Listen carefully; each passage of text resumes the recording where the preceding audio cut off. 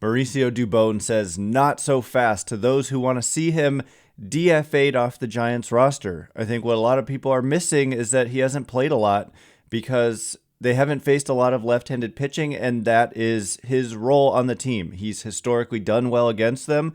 He's done well against them recently, hit a home run yesterday, hit a home run a few days ago. So he is performing well, but a roster crunch is looming. So we'll talk about that. The Giants win, Carlos Rodón, and so much more next. You are Locked On Giants, your daily San Francisco Giants podcast. Part of the Locked On Podcast Network, your team every day.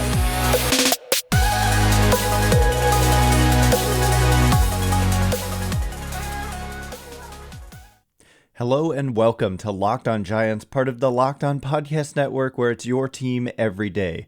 My name is Ben Kaspick, and on the show we provide daily episodes Monday through Friday talking about the San Francisco Giants in a way that's data-driven and rational, but also simple, passionate, and accessible to all. I'm a former contributor for the baseball statistics and analysis websites, Beyond the Box Score and Rotographs. I've been podcasting about the Giants since 2015, and I'm a lifelong fan. Thank you for making Locked On Giants your first listen every day. We're free and available wherever you get podcasts. And coming up on today's show, there is a lot to talk about. The Giants have a serious roster crunch looming, with Evan Longoria being ready to come back. He's in San Francisco. He's ready to come back, but they didn't activate him in part because they have some difficult decisions to make regarding who goes to activate him. And like I said, I want to talk about Mauricio Dubón, who's also on that bubble. I mean, he's obviously currently on the active roster, but if you look in the comments section on Twitter, anytime the Giants need to make a roster move, there's people saying DFA Dubón, or I hope that they DFA Dubón. Well, he silenced his critics in the last few days and last night. He had 3 hits in the game last night, including a big 2-run homer that was critical to the Giants' win. They ended up winning 8-5. It was 8-2 going into the ninth, and Jake McGee gave up 3 runs. We will talk about McGee and his struggles as well. Carlos Rodón just continued to do what he's done all year, and that is dominate. He had 12 strikeouts, threw a lot of pitches in the first inning, but was able to kind of settle down and get through 6 innings with 12 strikeouts. So he leads the major leagues by a pretty substantial margin in strikeout rate. He's at 39-point-something%. So he has just looked like a Cy Young frontrunner pretty much all season long. 39.3% strikeout rate for Carlos Rodón. The next closest National League pitcher is Max Scherzer at 34.3%. So really, it's not even that close. So we'll talk about Rodón, but I really want to get into the roster crunch that's going on right now for the Giants. It's not just with Evan Longoria coming back, but Tommy La Stella as well. It's hard to say exactly who's going to go just to fit one of those guys onto the roster, let alone 2. So when we look at activating Evan Longoria and guys who can be sent down, let's just look first at position players right now who can be optioned, because currently rosters have shrunk from 28 to 26, and it's going to stay that way for the rest of the year. I think you're allowed to have 14 pitchers right now, but in a couple weeks, you're only allowed to have 13. This doesn't really affect the Giants because they currently only have 13, and adding 2 position players, they're certainly not going to also try to add another pitcher. So right now they have 13 position players and 13 pitchers. So when we look at adding a guy like Longoria, you're not going to probably send out a pitcher, although they might end up having to do that. That's how severe this crunch is, and some of their pitching options can be sent out, but many of their position players cannot. So when we look at the guys on the active roster, position players who can be optioned, we're looking at Mike Yastrzemski, who's not going anywhere, Luis González, Joey Bart, and Austin Slater. Those are the only position players who can be optioned. So notably, out of options guys who otherwise would be candidates to be sent down are like Thairo Estrada and Mauricio Dubón. But you cannot send them down without their consent. And so I see that a trade is a possibility, a distinct possibility when I look at this. So to add Evan Longoria, to me, the only logical move here is to option Luis González unless they want to go with 12 pitchers and 14 position players, which they might do. But then when we think about adding Tommy La Stella as well, what are you going to do? You're going to option another pitcher, and then you're at 15 position players and 11 pitchers. Historically, the Giants have wanted more pitchers, not fewer pitchers. And so it's not a one-for-one exchange. Like Luis González and Evan Longoria are pretty opposite in terms of what they do on the roster. Luis González is a left-handed hitter. He's an outfielder. Evan Longoria is a right-handed hitter and an infielder. So it's not a great one-for-one exchange, but I just simply see no other option unless they're going to put someone on the injured list. But it's hard for me to say. And some of you might be thinking, what about Joey Bart? He's been terrible. He has continued to strike out a lot. There was a key decision that was made in this game yesterday where he was pinch hit for in a big spot and not for Curt Casali, right? It was they brought in Jock Peterson to hit for Joey Bart, and then they brought in Casali to replace Peterson in the field afterwards. So we will talk about that decision and Bart's reaction to it, at least what we saw on TV, a little bit later on. But he's not... It doesn't make any sense to like option Joey Bart to bring up Evan Longoria because you're not going to just have one catcher on your roster. At least that would be very unorthodox. They might do it for like a few days. I seriously doubt that they're going to do that because with the new rules, you cannot, not just the new rules, but generally the rule, you can't send someone down and then call them back up shortly thereafter. So you would be stuck with only one catcher for... Is it still 10 days? There's a new rule about guys being sent down. It's 15 days, I think, for pitchers, and the injured list for pitchers is 15 days now. But I don't think they're going to do that because you need the two catchers. So even if you send out Bart, you need to call up another catcher. And they don't currently have another catcher on the 40-man. So that's a whole other discussion. How much patience can they have with Joey Bart if he just continues to strike out about half the time he goes to the plate? So, all this to say, that's why Evan Longoria was not activated last night. It's why he may not be activated today, because the Giants are facing a right-handed pitcher tonight in Antonio Senzatella, and then on Wednesday, they're facing another right-handed pitcher in Chad Kuhl. So then they go to St. Louis. I think they have an off day before that, and at some point, they're probably going to see a lefty in St. Louis, like Steven Matz, and maybe that's when they activate Longoria, but I would guess that they may activate Longoria ahead of one of these two games. But if you option Luis González, I'm just not sure that that's a worthwhile thing to do when you're facing a couple of right-handed pitchers. So that is why we haven't seen a move yet. We didn't see one yesterday. I don't know if we're going to see one today. It's already a crunch before Tommy La Stella even comes back. So once La Stella comes back, I kind of think they have to go the route of just having 12 pitchers and 14 position players because besides Luis González, there isn't an obvious option at all unless we're talking about a trade of Mauricio Dubón or Thairo Estrada. And because both of those guys are out of options, I would say they're a little bit redundant, but they actually do different things. Like Mauricio Dubón is playing center field when he's platooning and starting against left-handed pitching. And I just want to reiterate, historically in his career, he's about 20% above league average against left-handed pitching. And then he plays you a good defensive center field, plays you a good defensive second base. He can certainly hold his own at shortstop. There's quite a bit of value there. And the whole like DFA Dubón, I just don't really see that happening. I think other teams understand that the Giants have a crunch going on, and they're probably having some trade discussions as we speak. So it is something to look out for, very much so right now. And we will continue this conversation in a minute. Also talk about that pinch hitting for Joey Bart and what that means and the message it sends and what his reaction was.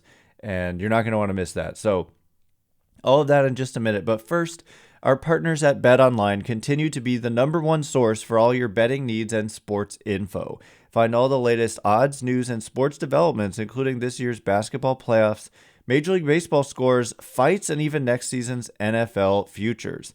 We've been tweeting that out a lot from the Locked On Podcast Network Twitter account. You should definitely follow them, and you can check out all these odds at Bet Online and take a look for yourself and see what is enticing. Certainly a lot of action to check out. Bet Online is your continued source for all your sporting wagering information, from live betting to playoffs, esports, and more. Head to the website today or use your mobile device to learn more about the trends in action. Bet Online, it's where the game starts. All right, here we go. I want to just kind of wrap up that discussion when we're looking at Thairo Estrada, Mauricio Dubón. The fact that guys are out of minor league options definitely affects what they do. And I don't know, like, are they going to have Dubón and Estrada on the roster all season long?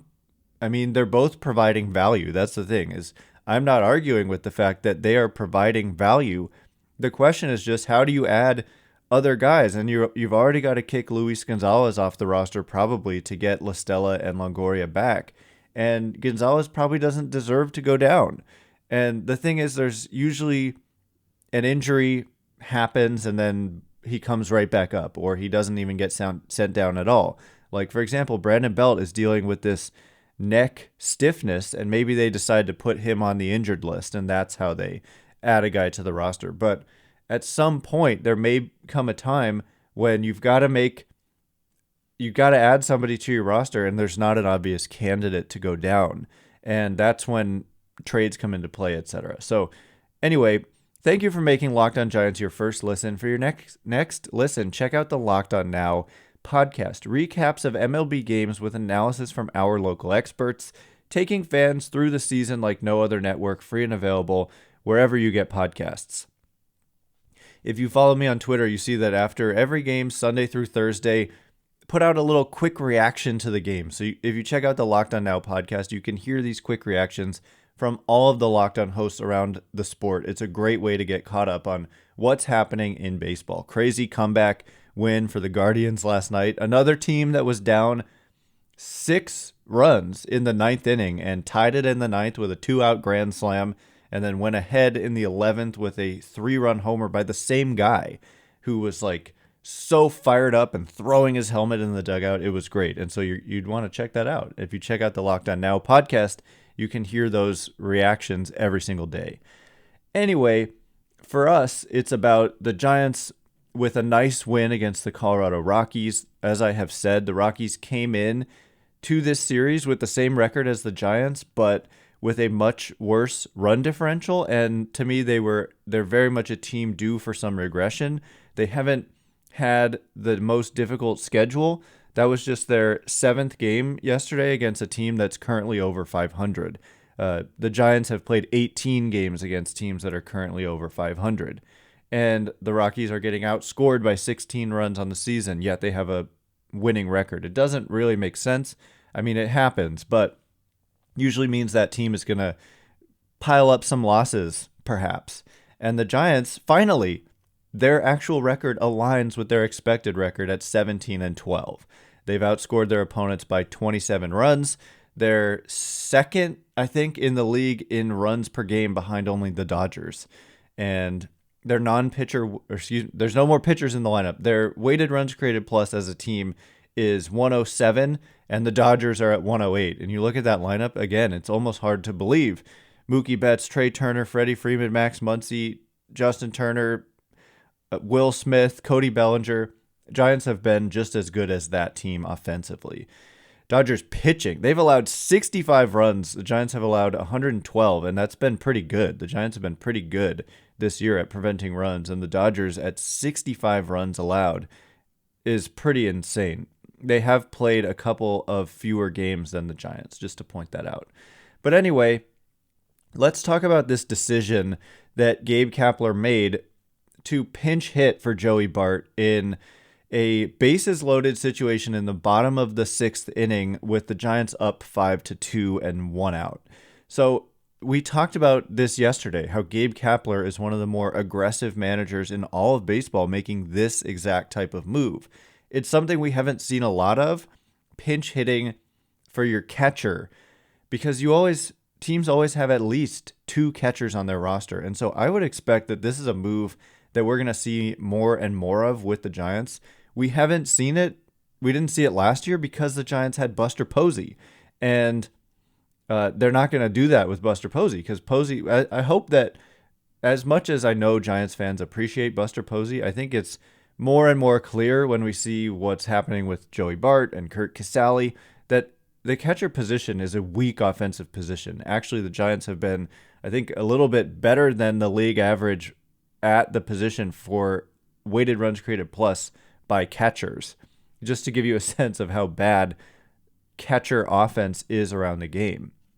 So I don't necessarily think it's some huge insult to Joey Bart that they pinch hit for him in that spot. It's just kind of what the Giants do, and on paper it made a lot of sense. 5-2, the game is not over.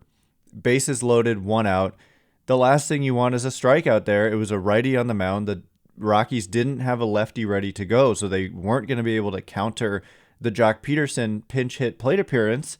And so it's kind of a no-brainer. But what we did see, I don't know, I can't speak to what his actual thoughts and emotions were in the moment, but as soon as we saw that Jock Peterson was pinch hitting for Bart, the camera shot caught a shot of Joey Bart kind of seeming to like storm out of the dugout. And I don't want to speculate that he was storming out, but he left. He left during the middle of that plate appearance. It seemed that he had his equipment, his catcher's gear, and he was exiting the dugout.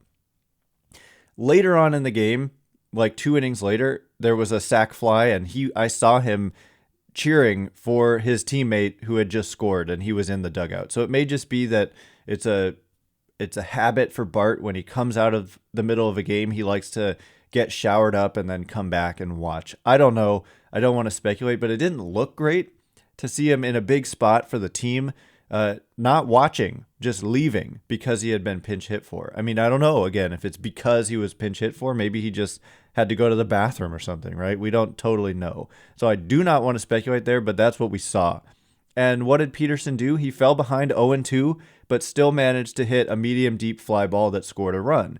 And I believe I said this already, but the last thing you want in that situation is a strikeout. I guess a double play is worse, but for Joey Bart, he was 0-2 with 2 strikeouts, and his strikeout rate on the season is like 45%. And without looking, I would imagine it's even worse against right-handed pitching. And so, again, it makes all the sense in the world.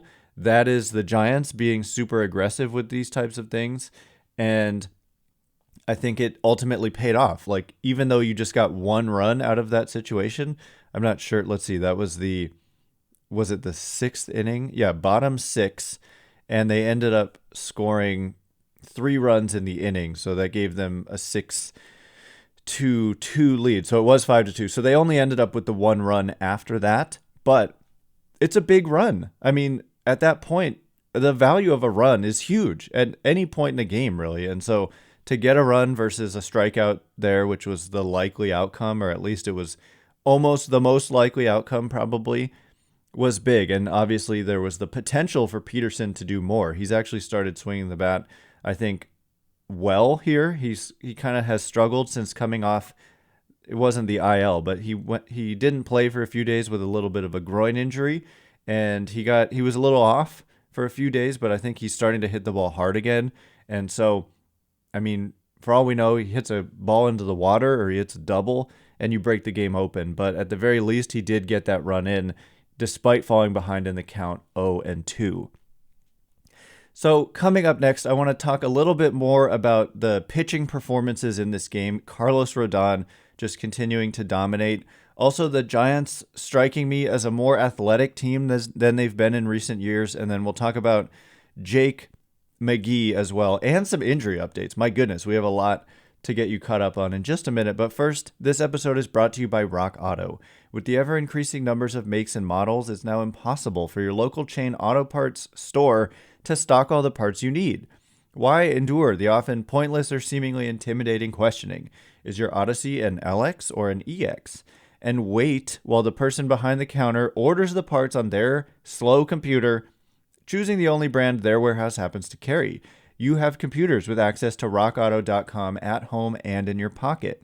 So why choose to spend 30, 50, even 100% more for the same parts from a chain store or car dealership when you can just find out the part you need, look it up on Rock Auto. It's the same thing. Buy it yourself and have whoever you want install it, even the dealership. And it's just a no-brainer. You've saved a bunch of money. I've done it myself literally dozens of times.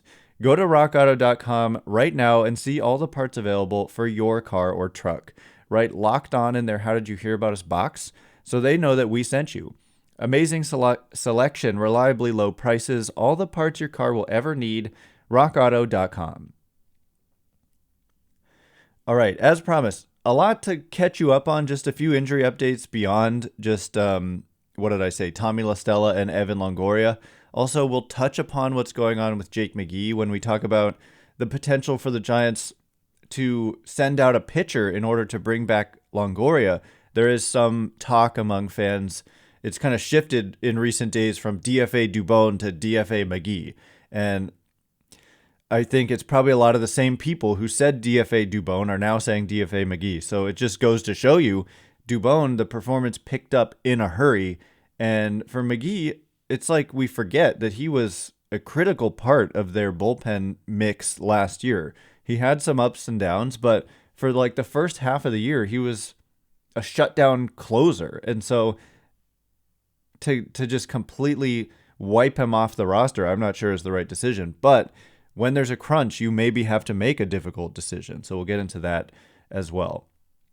So let's actually just start there. So when I talk about they need a couple of roster spots, and it's not obvious how they do it on the position player side, what about on the pitching side? Well, the guys who can be optioned, Logan Webb, not going anywhere. Jacob Junis, we've already seen that they have used his minor league option year this year in order to create flexibility in some other area and to bring somebody onto the roster. So sometimes sending a guy down is not necessarily a reflection of them deserving to get sent down. It's more a reflection of them needing a roster spot, and otherwise you've got to lose somebody. But it is important to keep in mind that starting this year, and it didn't apply for the first month of the year, guys only can be sent down 5 times a year. I think if you got sent down at all in the first month, it does count as 1. I'm not 100% sure. I really should look that up. But it certainly didn't count as more than 1, even if you got sent down multiple times in the first month. But that period has passed. And so for someone like Junis, if you send him down, then it at least counts as 1 of 5 times you can do that. It might even be 2 because he's been sent down already prior to this. So beyond that, in the starting rotation, there's nobody. You can't send down Rodón, Wood, or Cobb, all of whom have more than 5 years of service time. Once you pass 5 years of service time, you can't be optioned without your consent. And of course, they wouldn't want to option any of those guys. However, in the bullpen, they do have some more optionability.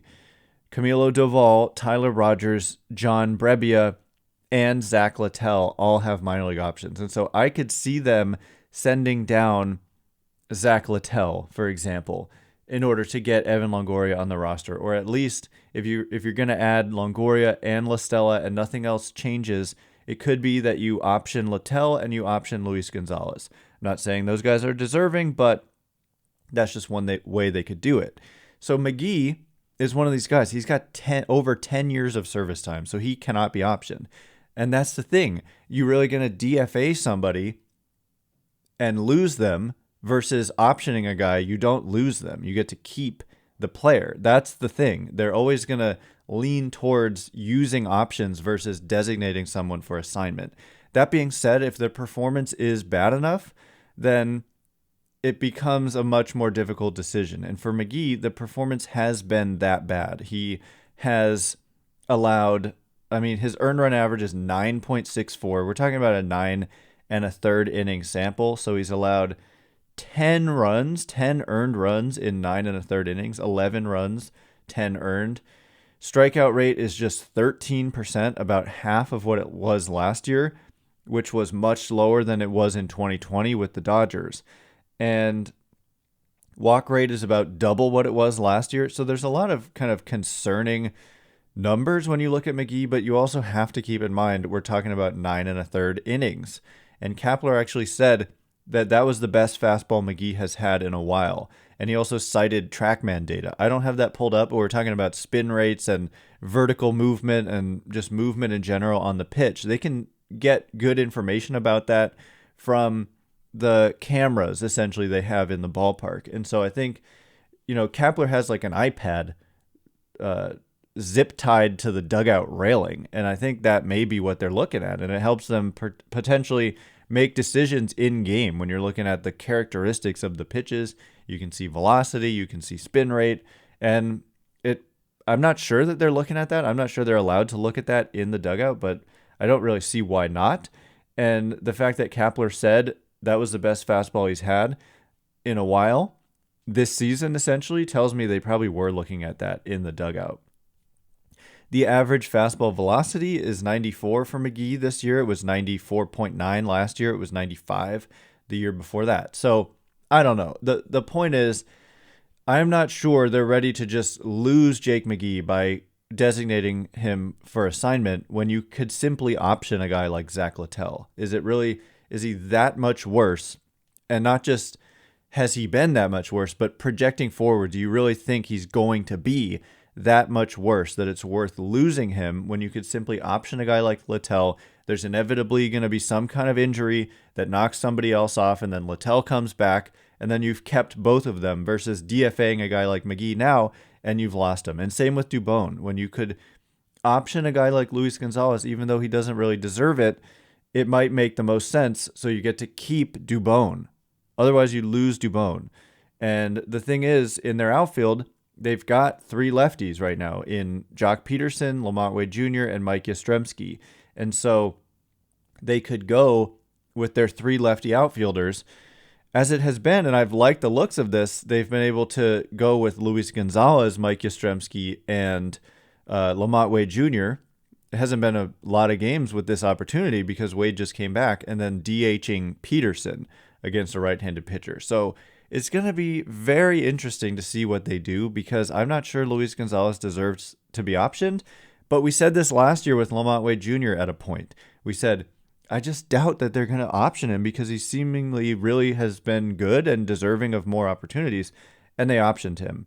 And we said, he'll be back. He showed up well, he performed, and he'll be back at the next opportunity. And it was like 4 days later, Darren Ruff got hurt and Wade was back and he never went down again. So we shall see. It's definitely fascinating to watch right now. The other injury updates, Steven Duggar continues to rehab. Anthony DeSclafani threw a bullpen yesterday. Matthew Boyd is continuing to throw bullpens. So some good injury news all the way around. Longoria is back in San Francisco. Stella is continuing his rehab and is scheduled to play today. So we'll probably be hearing about Stella coming back soon as well. Anyway, that is all the time we have for today. Coming up tomorrow, we'll talk about, they're probably going to make some moves today. Like it could be activating Longoria today. So we'll have all the reaction from that and the game itself. It's going to be Alex Wood on the mound for the Giants against, like I said, the righty Antonio Senzatella. So we'll have all that tomorrow. Thanks again for making Locked On Giants your first listen every day. Now make your second listen Locked On MLB. Paul Francis Sullivan, please call him Sully, brings you his unique perspective on the major leagues past and present. It's free and available wherever you get podcasts. Once again, my name is Ben Kaspick. Check me out on Twitter at Ben Kaspick, Kaspick. If you like this show, please consider rating it or leaving a review, telling your friends and family to check us out. So thank you in advance, and thank you to everyone who's done so already. I can't wait to be with you again tomorrow. Thanks again for listening. Stay Locked On Giants.